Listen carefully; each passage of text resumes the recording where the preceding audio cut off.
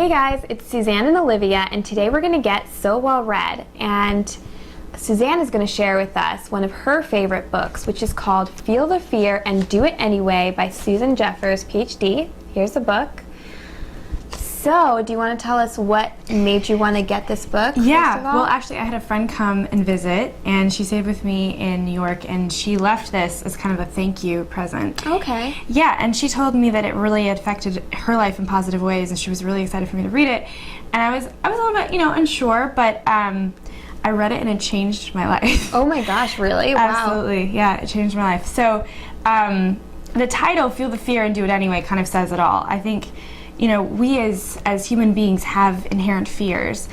And what Susan talks about is how growing up that kind of sets the stage for our lives, because we have parents that are so worried that something's going to happen to us. That's true. And so they're constantly saying, don't do this, don't do that. I don't know what I would do if anything happened to you. That's true. And that kind of puts us in the mindset of, I can't.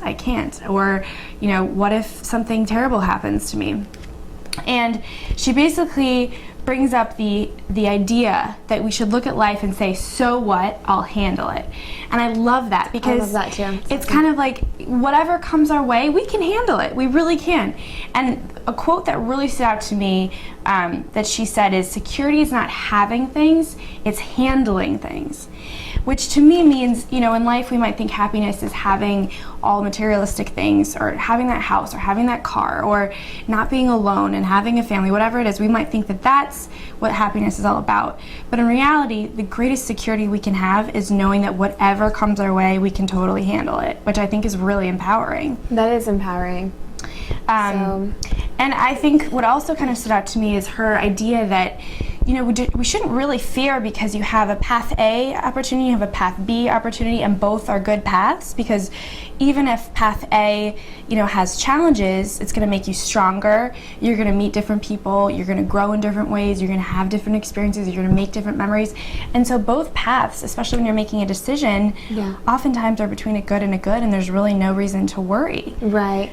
So was there a particular, case that you felt of like this kind of impacted, like a scenario in your life where you feel like this made you do something you otherwise wouldn't have? Or yeah, I think that I sometimes have a really hard time with change.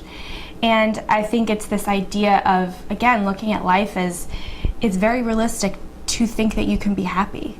I think sometimes we think that those types of people that are in that glass is half full kind of mentality is, oh my gosh, well, they're just idealists, or they're just, in la la land. But in reality, happiness is within our grasp, and we should assume that we can be happy.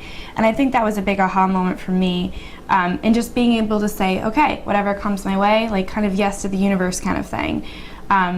Whether it's switching a job or ending a relationship with a guy or whatever it is, being like, okay, like this is opening a new door, and I can say yes to that, instead of fighting that change.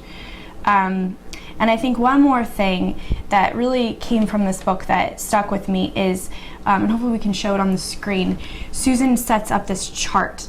And she talks about how some people's biggest fears are that they're going to be alone. They're either not going to get married and have a family, or that even that their spouse will die and leave them. That's that fear of mine.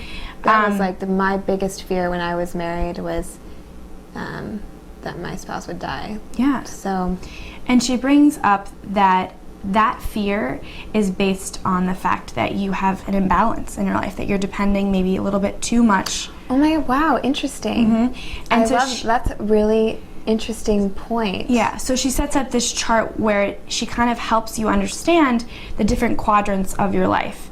And so you should have kind of a contribution quadrant where you're giving to the community. You should have a hobbies quadrant where you're developing your talents, a leisure quadrant where you're just relaxing, doing the things that make you kind of feel peace, a family quadrant where you're spending time with your family, alone time where you're making time for yourself, personal growth where you're working on your goals, work, whatever it is, whether you're in school or you're in a career, making sure that you're dedicating the time to that. Friends, establishing those healthy relationships with guys and girls that have your back. And then one of those quadrants should be a romantic relationship. Interesting. And if you look at that chart, you could have in that chart a huge chunk of your life dedicated to that relationship, that romantic relationship. And if you lose that relationship, think of that huge piece of that chart, that balance that you're losing. Well, do you know what that actually reminds me of? You know, this might sound silly, but right after I went through a divorce, in Georgia, they have you take a class. It's required by the state. It's a law that you have to take this class that basically helps you go through a divorce.